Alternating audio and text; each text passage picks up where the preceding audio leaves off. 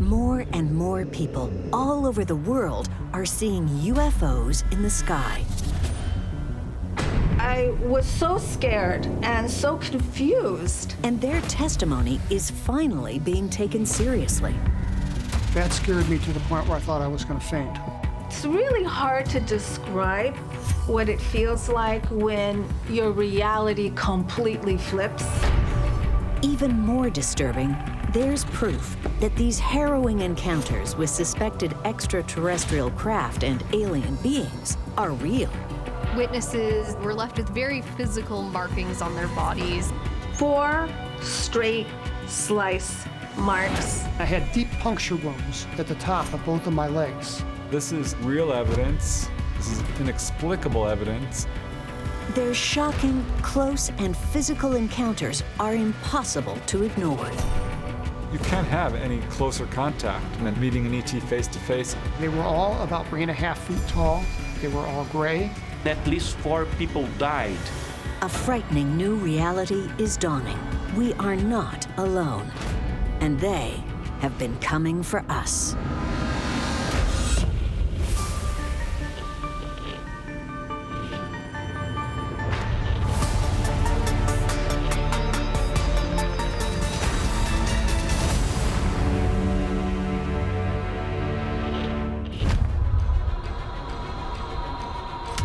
Encounters with extraterrestrials and their craft are life-changing, especially when they're so up close and personal, they touch you. When someone is actually seeing UFOs face-to-face, physically being touched by extraterrestrials, this would be classified as a close encounter of the third kind. You can't get more intense than physical contact. This may end up being a very traumatic experience that could scar you for life. These contact encounters leave a lasting impression, not just on your mind, but also your body. Remnants that are left behind, that are tangible, that you can see and touch and feel. Indentations, burn marks, puncture holes, pieces of skin missing, radiation-like illnesses. It's not nearly as uncommon as we thought. And for those that have physical contact with alien beings, it's a traumatic, life-changing experience. This has been the subject of nightmares for me for 43 years. Didn't understand it then, I don't understand it now. Taking a break from their military duties to go camping in the Ozarks, Air Force medic Terry Lovelace and his friend Toby ventured deep into the fastness of Devil's Den State Park for a few days of wilderness adventure. We lived on the base, and it had nuclear-armed B-52s and a squadron of Minuteman II ICBM missiles, so security was very tight. It wasn't the kind of place where I could walk around. I've never been camping in my life, so we set a date and arranged for a 4-day weekend in June of 1977. Little do they know that this area actually has a long history of very strange events. Terry and Toby's terrifying tale begins soon after sundown.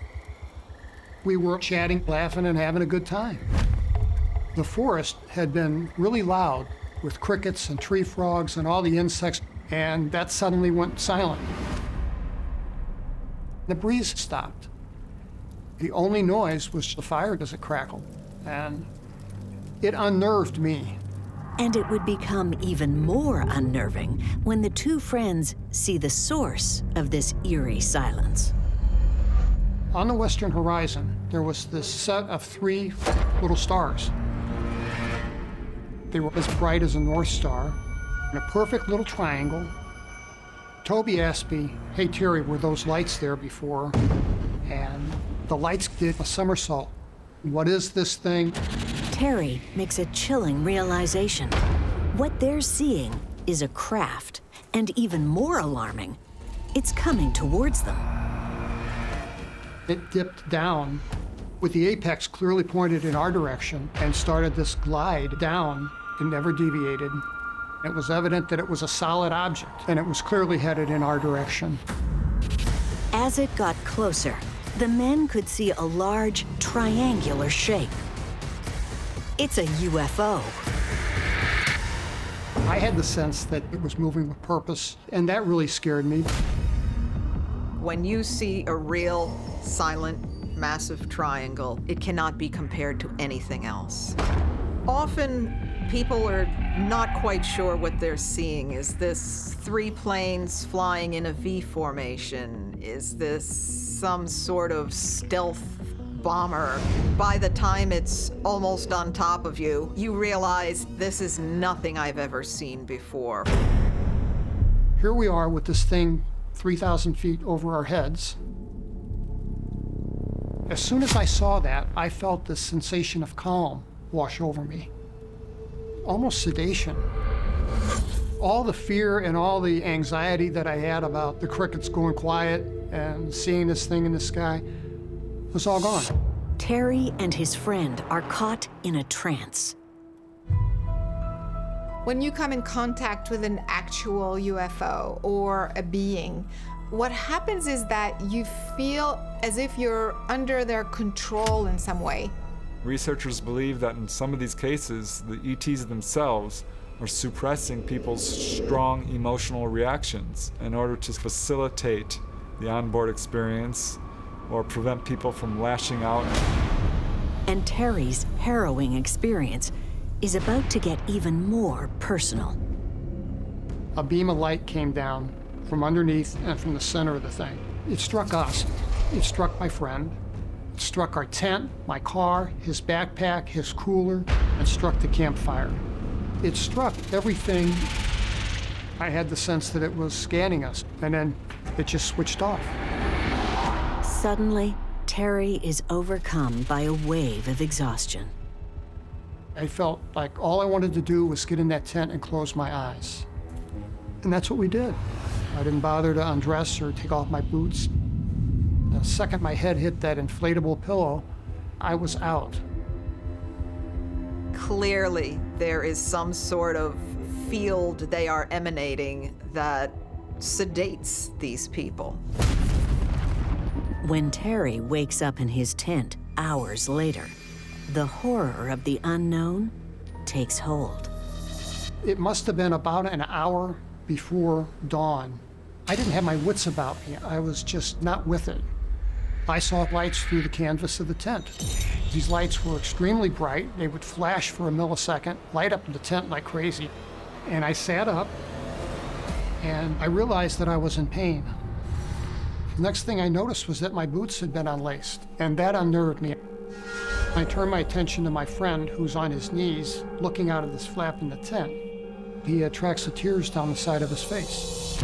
Terry's living nightmare is about to crash into reality. So I got to my knees, and I looked out of the flap of the tent, and I could see that this had descended. It's now just 30 feet over this meadow, and it was absolutely enormous. I would estimate it's a city block long on each leg of the triangle, and probably 5 stories deep. This was not a small craft. This craft was several blocks wide, huge. This is the type of encounter where we can throw out any explanations of misperception. You cannot misperceive something that you are feet away from. And now, an already horrified Terry is left facing another strange vision, torn from a nightmare. It's difficult to describe, but that's what I saw. They were walking around kind of like tourists. They're just looking around. It was frightening. And there were a dozen, and they were all paired up in 2s and 3s. I thought they were children. They were all about 3.5 feet tall. They were all gray. I said, Toby, man, what are these kids doing out here in the middle of the night, in the middle of nowhere? In a lot of alien abduction stories, there are these types of aliens that are described as the Greys. The Greys are the most notorious of the many beings that have plagued experiencers. This does seem unusual to witness that many gray aliens all in one pack. And he said, Terry, man, those ain't no little kids. Look at them. They're not human beings. Don't you remember? They took us and they hurt us. And that's when Terry's memories of being taken come rushing back. I had a memory of being inside the ship. All the fear came flooding back. I was just absolutely frightened out of my wits.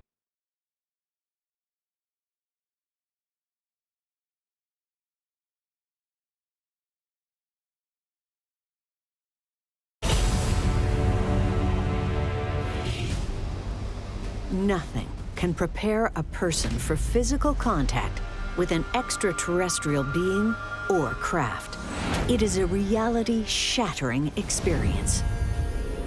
There are many who have seen things or have experienced things that they can't explain. It completely changes your life. It's a big epiphany to realize that we're not the be-all, end-all. This is the first thing they remember when they wake up, the last thing they remember when they go to sleep. All the fear came flooding back. I was scared to death.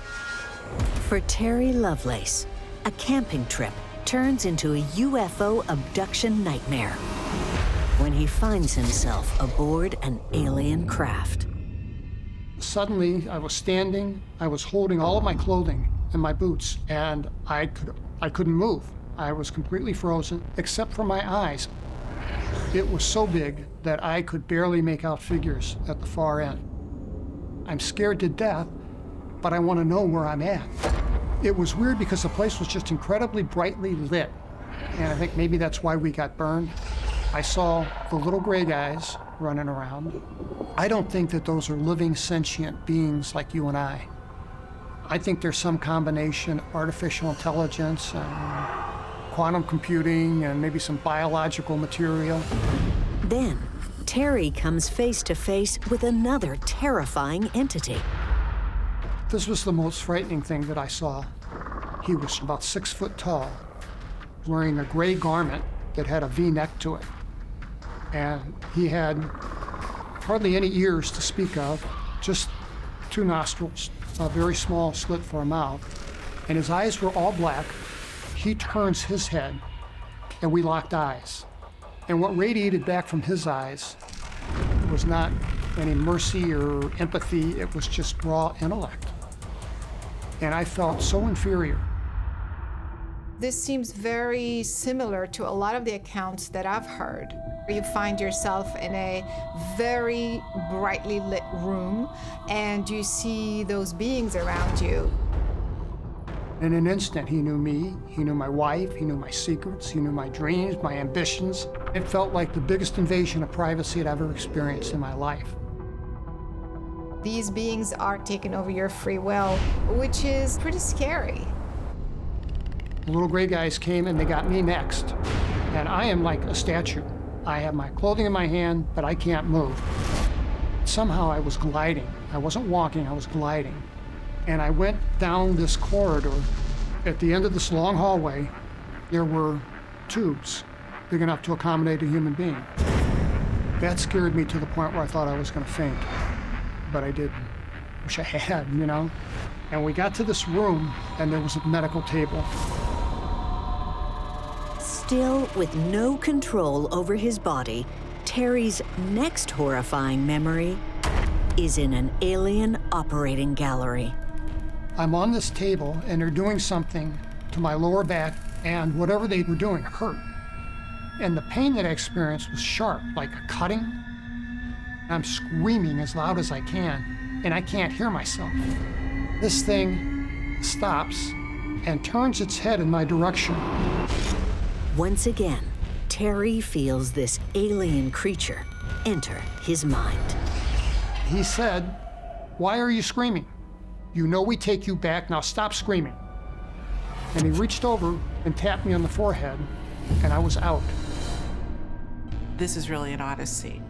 Terry carries literally all the hallmarks of a classic and unique contact encounter. But I'm surprised that he was able to remember the pain, because normally that is the part that we block completely out of our consciousness. Terry's case has some very common aspects. The almost sedated feeling when you should be running in fear from this craft and these beings. Missing time, waking up feeling anxious, frightened, your clothes are not on properly. I was unconscious again until I saw the lights through the tent, and that's when I woke up.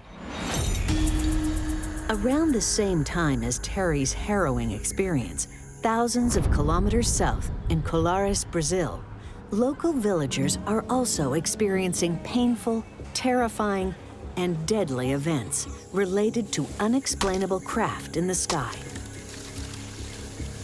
I've been a UFO investigator nearly 50 years, and I have seen, believe me, all that is to be seen. But I have never, ever heard of something that happened in Colares anywhere else in the planet. Renowned UFO journalist A.J. Javard was given privileged access to one of the strangest and most terrifying UFO cases in Brazil's history. Colares Island was a very calm fisherman's village. People were very humble, living in shacks. But in 1977, people would see UFOs, and one type of craft would attack them using a beam of light. Their blood was sucked out of their bodies. This is why this phenomenon was called chupa-chupa, or vampire lights. At least 4 people died. There are not a lot of cases of this overtly hostile type of UFO activity. This is not just a benign incursion. This is clearly a mass assault. At first, the island's lone physician doesn't believe the stories she hears from the villagers. She was very surprised with people telling her that they were attacked by UFOs. They were very weak. They would have this very huge wound, and these marks, in some cases, would look like burns. These beams of light did not only burn, they left puncture wounds. So the thought was maybe they were extracting blood through these puncture wounds. The villagers all describe the same encounter. A frightening, strange craft in the sky, zapping them with electrifying light. The sensation that these people felt was they were paralyzed.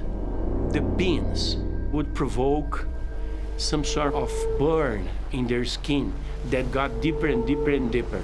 And people would faint for minutes, hours, sometimes days. They would say that not only blood was taken away from their bodies, but also their energy, vital energy. Despite the troubling physical evidence and growing hysteria, the local doctor doesn't know what to believe. She thought that people were hallucinating or something. And there is such a phenomenon as group hallucination. But mass hysteria is not going to leave an actual physical scar on your body. And these attacks are not limited to human victims. The local animals are also targeted. Animals like goats, cows, dogs were also attacked. They couldn't resist because they have weaker bodies. I found no case of a surviving animal after an attack. Animal mutilations are bizarre and troubling events linked to UFO sightings around the globe. Another aspect of UFO research that has not had a lot of attention is what we now call the animal mutilation phenomena, or UADs, unusual animal deaths. And this is largely focused on cattle. This has begun as early as the 1960s. It is still going on today. There has been a cattle mutilation in Custer County near West Cliff, Colorado. In many of these cases, the cows organs are removed, their tongue, their eyes, their sexual organs, all the blood. Eyeball, ears, part of the mouth, the rectal area, it's all gone. Particularly disturbing is the precision and complexity of the incisions, leaving medical experts baffled. I asked the veterinarian if he could duplicate it, and he said no way. Even under good circumstances, but not out in the field in the middle of the night. These gruesome events leave one big question. Why would aliens be doing this? It could very well be for genetic experimentation. Cattle have long strands of DNA that are absolutely identical to human DNA. The attacks on the animals and villagers on Colares threaten the community and leave the local doctor without answers. Now, this woman was a skeptic about the phenomenon. She was smart enough to make blood samples from them, so she confirmed scientifically, medically, that these people had actually blood extracted from their bodies. But the doctor was about to witness the terrifying UFO for herself. And she thought, wow, now it's my turn. I will be attacked.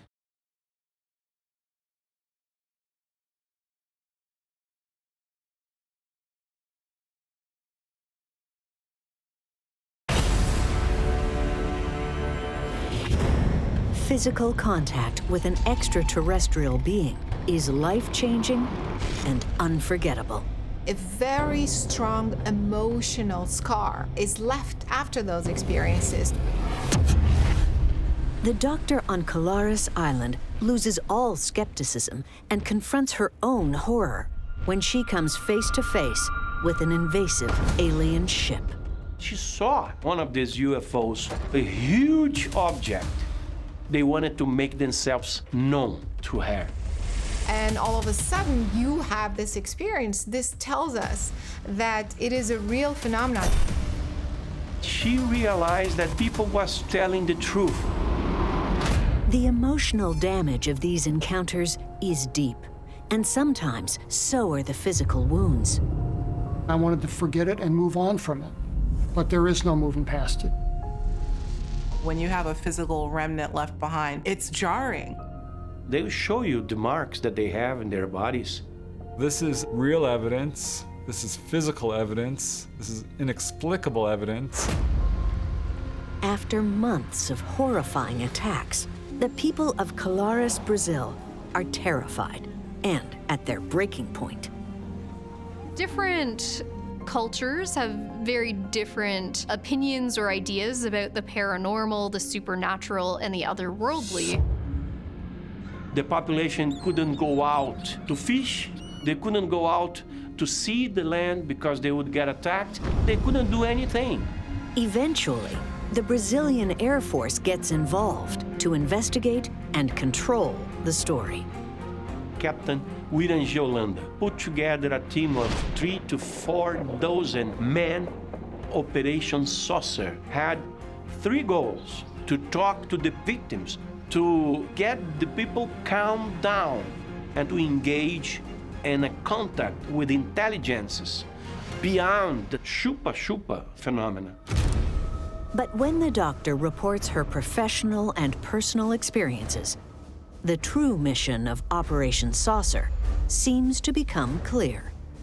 Giolanda told her, "Doctor, don't let them know. Tell them some story." To have that pressure of authority saying, there's nothing to see here, there had to be a schism going on in her mind. How do I deal with this?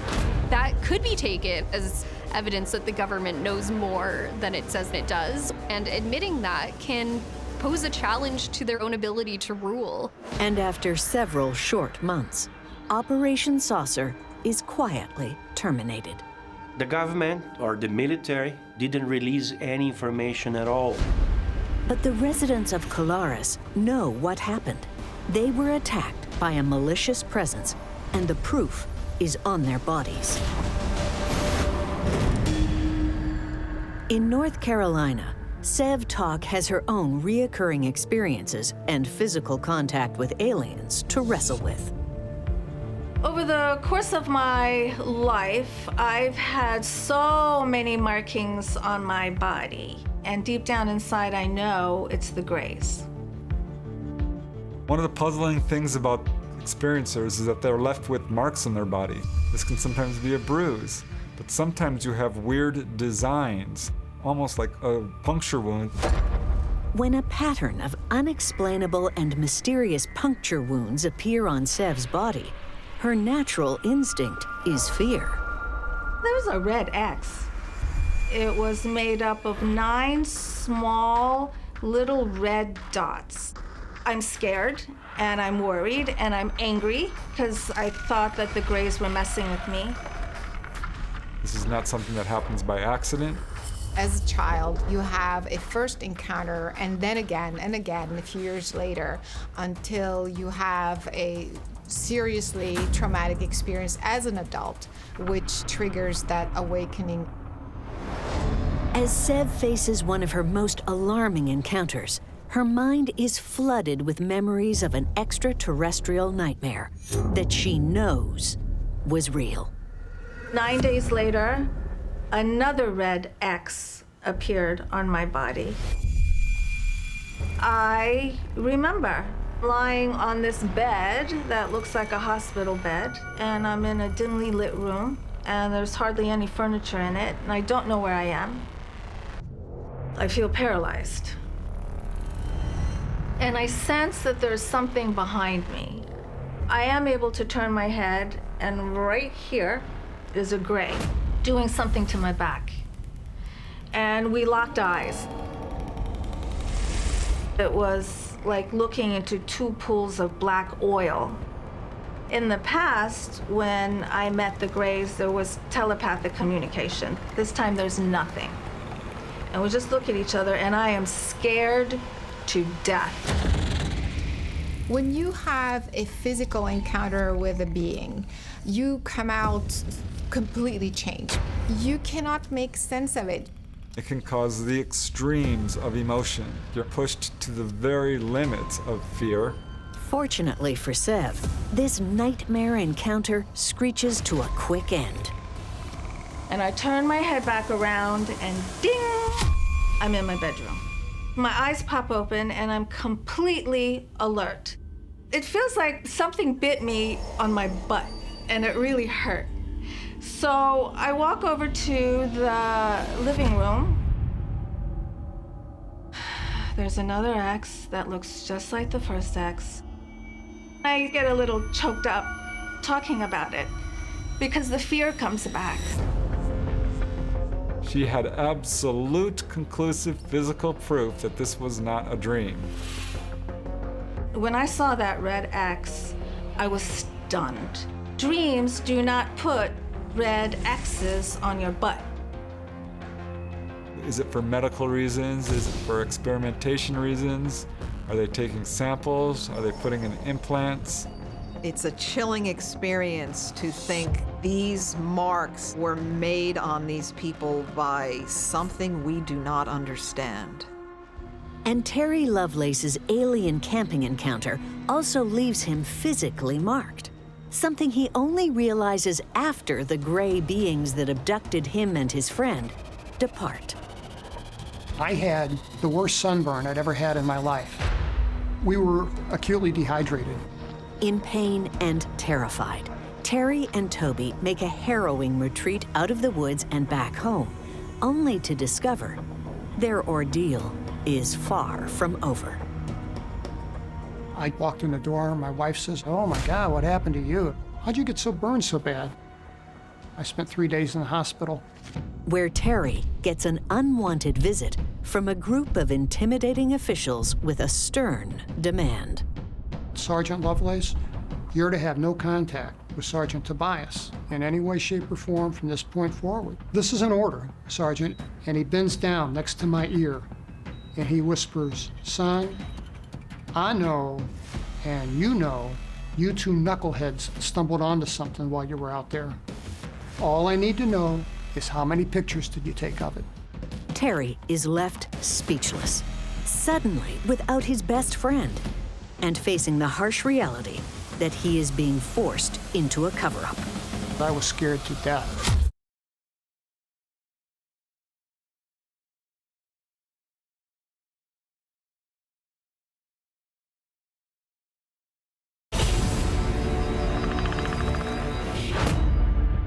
Encountering a UFO is a traumatic, life-altering experience, especially when your actual body has been attacked. After all these years, I sleep with a light on, and if I hear noises in the middle of the night, it freaks me out. Terry finds solace in running, which years later would land him back in the hospital, and discovering invasive implants. Every time I would hit the 2-mile mark in my run, there was an area above my right knee that would go completely numb. Alien implants are known to be found in many areas. This can be in your arms, in your legs, in your sinuses, under your jaw, even in your brain. These physical remnants have psychological effects. How can they not? They x-rayed my leg. Inadvertently, they captured these objects. The thing below my leg, the radiologist told me, this is clearly bone tissue, but what's unusual is I've never seen bone tissue sprout in the middle of a muscle, much less several pieces of bone, and then arrange themselves in a symmetrical pattern. And then doctors find something even more concerning, a foreign object, evidence of what Terry believes to be an alien implant. The thing above my knee, they did not have a clue. An electronic device of some kind, about the size of a fingernail with 2 wires attached. But there is no scar there. And that troubled the radiologist. There seems to be a technology that is used here where you can insert a physical object without any scarring at all. Yet this object is here. These alien implants have several really remarkable properties. Normally when someone has some sort of foreign material in their body rejects it. And that's not what's happening here. Deeply disturbed by this revelation, Terry makes plans to have the mysterious object surgically removed. But before he can, he wakes up one morning to a horrifying surprise. I had deep puncture wounds at the top of both of my legs. There was no blood. And then it somehow miraculously disappears. A medical professional was going to retrieve it and examine it, so it was retrieved and extracted before that could have happened. If you're an honest doctor, you're going to say this is beyond the ordinary. And Terry knows who or what is responsible. I said to my wife, they came last night and they took this thing out of my leg. X-rays of Terry's legs confirm his suspicion. Sure enough, the thing above my knee was gone. My doctor said, did you see they left you something? In the middle of your femur, to the right, there are 2 tiny wires. This shocking realization rocks Terry to his core. I had a lot of trouble coming to grips with that, and that triggered more nightmares. This is really the smoking gun evidence that researchers have been looking for decades. Terry and all those who suffer an extraterrestrial physical encounter are left to struggle, looking for answers. I think they tracked me for some reason. I'm an average guy with a wife and 2 kids, and I don't know what would make me interesting. By and large, the explanation people are getting from the ETs themselves, that this has to do with health. I think they are doing one big research on planet Earth. Are they looking to evoke fear? There is an aspect of experimentation that's going on here. Stories about alien implants and physical marks have been around for decades. The idea of alien implants began as a common motif in popular culture in the 1950s. There's a lot of contemporary fears about being watched. An alien implant seems like a logical extension from the way that our modern surveillance society operates. The question is why? Why would these seemingly normal people be chosen as unwitting guinea pigs in bizarre alien experiments? Ufologists have noticed some patterns that have emerged among the chosen few. People who are doing good work for humanity in some capacity are often more likely to have contact. As could be the case for Sev Tok, a spiritual counselor facing her own demons after an encounter that leaves her marked in more ways than one. Experiencers often have triangles, circles, in Seb's case, an X. What is curious to me is the fact that these are not just random asymmetrical dots arbitrarily around the body. I can't describe to you what it feels like when your reality completely flips. This phenomena does follow families. If you are having encounters, it's very likely your parents or your grandparents are also having encounters. I saw a UFO outside my window when I was age 11. It wasn't a dream, I know what I saw. My first conscious memories of having ET contact was when I was 10 years old. I lost count of how many times it happened. Like Sev and Terry, the villagers of Colares are no strangers to UFO sightings.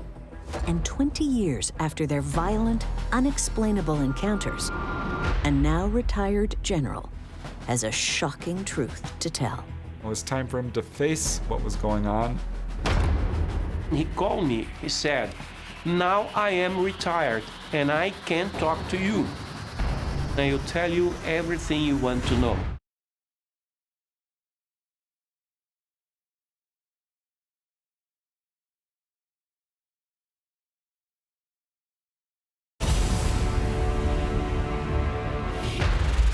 Physical violation by unknown, possibly extraterrestrial creatures leaves evidence.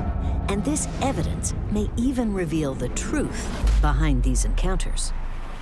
The doctor said that absolutely does not belong in your body. When I go to sleep at night, am I out there talking to ETs? Once you are chosen, you're part of the experiment for life.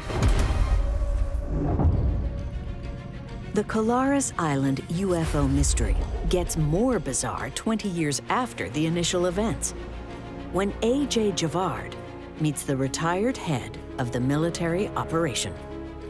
He reported to us amazing stories. They saw a huge cylinder-like object. All of a sudden, a small door was open, and an alien came out of it, floating. He approached Hollande and his men. After a few minutes, the alien floated back to the top of his huge spaceship, and the object went away. You want to talk about irrefutable evidence that something strange was going on. This is one of those cases. The incredible testimony from the general sent an unstoppable ripple of excitement and a call to action through the ufology community. Brazil was the first country in the world to officially recognize the existence of UFOs. Other military decided to come forward too. It created an environment that reached other countries of South America. I started interviewing people in Argentina, Chile, Peru, Paraguay. Individuals in certain rank and file, particularly in the military, lend instant credibility by virtue of what they do. But the irony is that typically very few of those sorts of people will come forward because they're concerned about losing that credibility. Despite official acknowledgement and the release of once secret materials from the Brazilian Air Force, most of the collected evidence is still highly guarded. The best photos and films has never surfaced. I'll never stop asking the military to come forward with this material. I'm glad some of the files were able to finally see the light of day. It's important for these people of Colares. They went through hell there. They deserved answers. Back in America, Terry Lovelace has intimidating and threatening run-ins with the military after his terrifying ordeal. I was interviewed by the Office of Special Investigations. It was theater done to intimidate me, and they succeeded because I was scared to death. If I come out, is the government going to come after me? We hear so many stories about people who come out and then there's a knock on their door, or they get really menacing phone calls. And I was afraid that was going to happen to me. These fears of being ridiculed, bullied, or worse leave experiencers grappling with the very real trauma of their troubling encounters, alone. So many of us are having experiences, but we're not saying anything. We're just bottling it up, and this is not healthy for our lives. I believed in UFOs and extraterrestrial beings. Yes, these things are real. Why Brazil? Why blood? Why those people? We don't have those answers. Melinda had the feeling that whoever those beings are, they are extracting blood from people to create a vaccine that could immunize them to this planet. There's not one culture historically that has not been touched by this phenomenon. What is absolutely mind-blowing is individuals from around the world reporting the same thing. The whole world is not delusional. Something real and physical is happening to these people. And the personal impact shakes them to their very core. For a long time, I felt anger, and I realized I'm going to tell the world about this. I think that would be best for my mental health. All of the experiences that I've been having since childhood are real. For the first time in my life, I declared that I cannot deal with this alone. A few weeks later, I declared I'm writing a book, and I'm coming out. These life-altering encounters push us towards incredibly difficult and terrifying realizations. We're not at the top of the food chain. Whatever these things are, the one that I locked eyes with, I can say this, he's 500 rungs up the evolutionary ladder from where I'm at.